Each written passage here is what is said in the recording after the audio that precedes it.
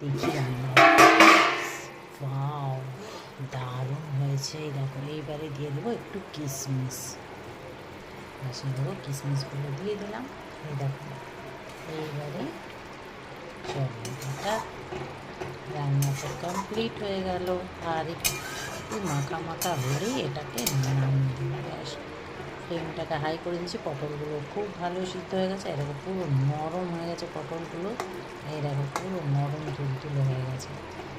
ব্যাস, চলো এবারে এটাকে নামিয়ে দিই।